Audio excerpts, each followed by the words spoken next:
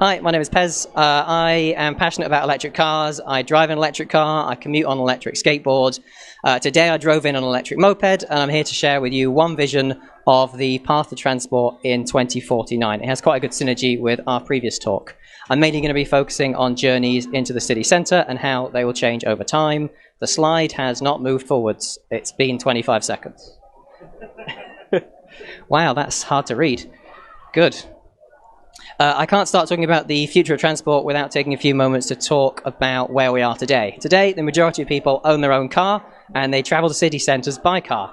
The traffic is increasing the levels of pollution in our cities, causing congestion, and the fine air particle pollution has been shown to cause severe health issues. But things are starting to head in the right direction. It should definitely be moving because it's 35 seconds now, and it's every 15 seconds. Do you want to just click the button? Okay, we've got a human. Grand, thank you very much, man inside the machine. The counter in the top right is not moving either. Don't you love technology? So reliable. I've broken the laptop. There you are. No one should use computers. No one should drive cars. It's all a terrible idea. Oh, is it genuinely crashed? Sorry.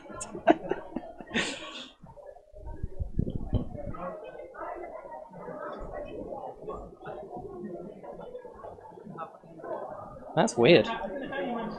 There's nothing special in that slide. It's just a picture. That'll do. I can see that. Yeah, it's a Mac.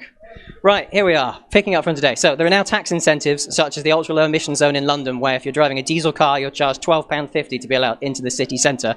And this is the first example of incentivising travel. So getting people to think about not using their car and using other forms of transport. Light electric vehicles, such as scooters, mopeds, unicycles and skateboards, are also becoming increasingly common in the UK.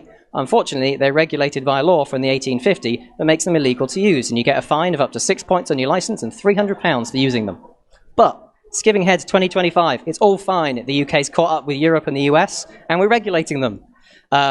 With the legalisation and legislation of these electric vehicles, these light electric vehicles, so a personal one like a scooter, we start to see more and more of them on our cities, as exactly is in the US. With the ease of suddenly being able to get an electric scooter or non-car out with your phone, instead of taking their car into town, people take public transport and then a scooter from the train station to where they're trying to get to.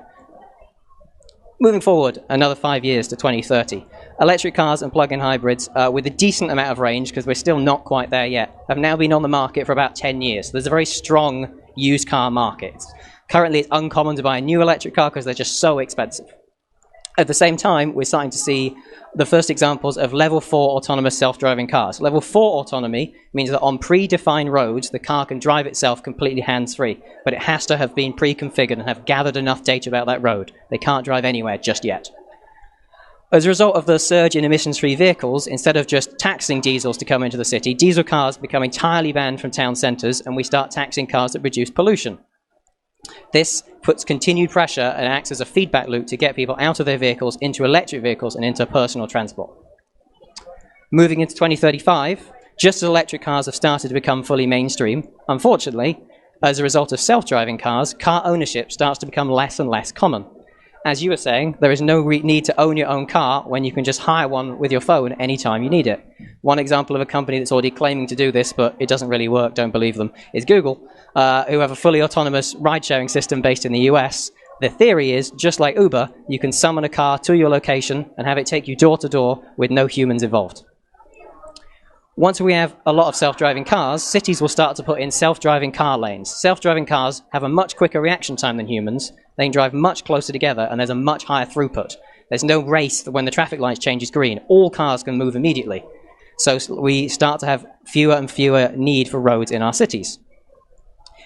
As statistics start to show these self-driving cars are safer than human drivings, cities start to put in rules that say all cars must drive autonomy on self-driving cars in the city centres. Fewer and fewer lanes are needed. As fewer and fewer lanes are needed, we can remove them and replace them with bike lanes and restaurants and green spaces, helping reduce pollution. Effectively banning cars except delivery trucks and automated self-driving taxis from our city centres. With these dedicated pedestrianised bike and light electric vehicle lanes in city centres, fewer and fewer people turn out to actually need cars. which worked in a feedback loop, decreasing the need for these roads, and we have less and less roads. I finally caught up with my slides. Right, 2045. Very few people own their own vehicles. Instead, you summon a vehicle with your phone, as I've previously said, and take advantage of self-driving ride-sharing, or hire or own a light electric vehicle to get yourself along the bike paths. With city centres fully pedestrianised, it is now very common to autonomously carpool to the city centre, as this beautiful mock-up shows you, and then use a light electric vehicle for the final part of your journey. People that do own their own transport likely own these electric bikes and electric vehicles, and there are now charging spaces in. Now all cars are self-driving and they have full autonomy in our city centres. We don't need car parks anymore. We can get rid of all the car parks, we can build beautiful green spaces, increase the amount of pedestrian areas, and build new buildings. So, what does your journey to the city centre look like in 2049? If you live nearby, as a result of the new housing I've just alluded to, you likely walk the new pedestrianised areas away from roads and away from cars.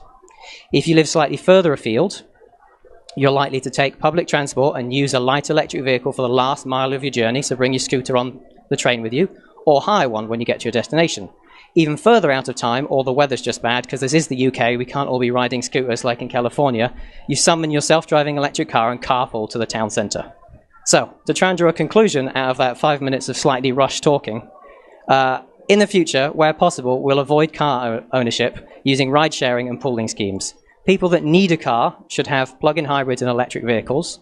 Light electric vehicles will become more and more common once they've been legalised, and we need modernised rules and regulations to keep us moving in the right direction, otherwise we'll stagnate. With no encouragement and no tax incentives, there's no need to move forwards.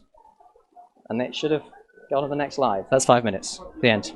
It's just broken again. Apparently computers don't like me. End of slideshow, broken. Okay, I'll sit down.